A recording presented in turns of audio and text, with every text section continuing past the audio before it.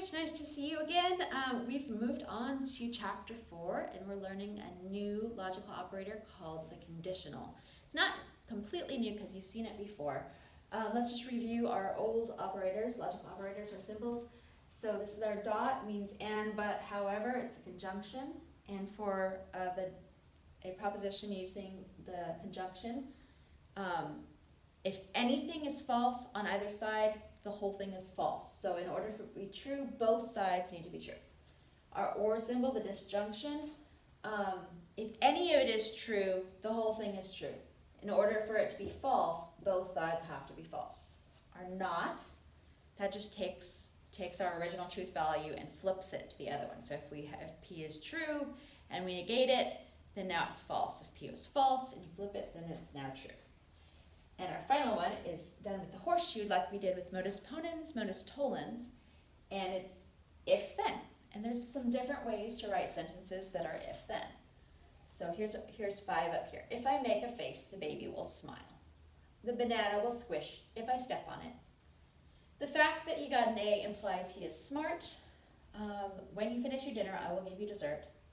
Littering is a sufficient cause for a $500 fine. These are all hypotheticals. They don't all start only the first one has the if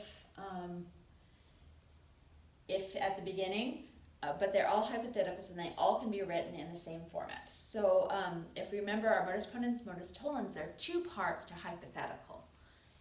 One is the thing that happens first, and the thing that happens second. And if you remember some of our Modus Ponens, Modus Tollens, the other things that were denying the antecedent, affirming the consequent, are going to be helpful words. So in our Latin, our ante means before. So our antecedent is going to be the thing that happens first, the cause. It's usually the thing right after the if. Our consequent is going to be the consequence. It's the thing that happens second. It's usually going to be the thing after the then, if there's a then there. So we can write all these sentences up there, even though they don't have if-thens, we can figure out what the antecedent is and what the consequent is. So let's look. So in this sentence, if I make a face, the baby will smile.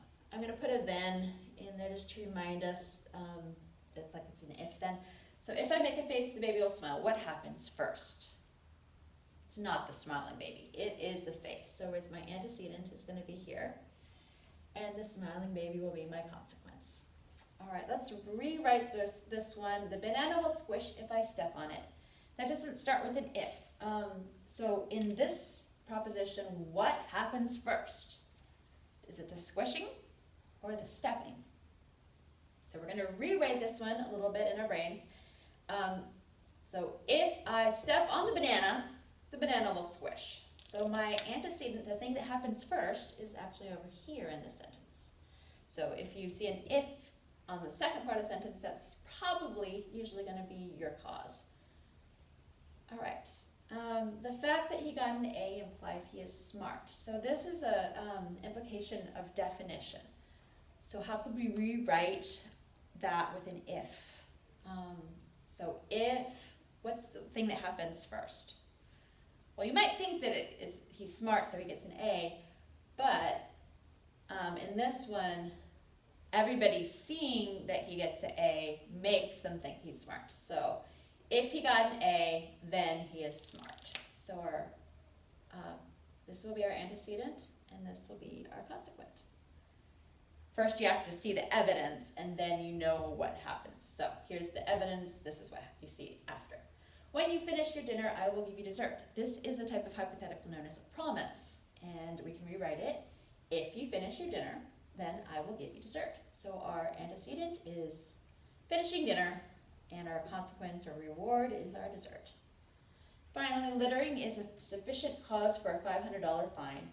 This is a hypothetical of sufficient condition, and if you litter, you will get a $500 fine.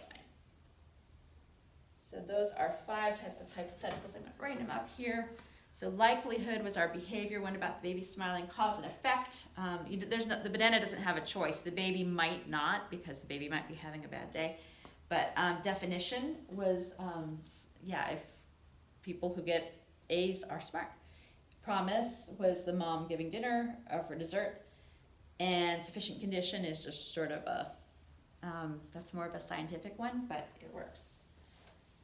So, in all these, we can write them as if-thens, and they're all a little bit ambiguous because in some of them, you don't have any proof stuff will happen.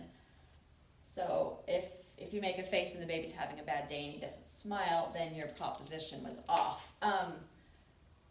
But the one thing these all have in common is if your antecedent is true and then the consequent didn't happen, then the whole entire proposition is false. So if your mom says you'll finish dinner and then she doesn't give you dessert after she's promised it, then her proposition was she was lying. It was the false proposition. So the one thing we know on the truth chart, so this is the truth chart for the conditional, is if the antecedent is true and the consequent is false, that the proposition is false. In all, we're going to go into this deeper, but in all the other conditions, the proposition is true. So if I make a face and the baby smiles, my proposition was true, and I've proven it. If I don't make a face and the baby smiles, you don't really know that the proposition is true or false, so we're assuming it's still true. Finally, if I don't make a face and the baby doesn't smile, I haven't proven anything against my proposition. It's still considered to be a true proposition. So the only one that makes it false is if the antecedent is true and the consequent is false. Let's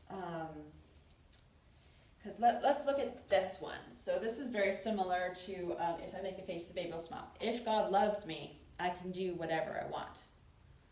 So this is true, but can we really do everything we want? No, that's false. So this proposition would be false because the first part's true and the second part's false. All right, so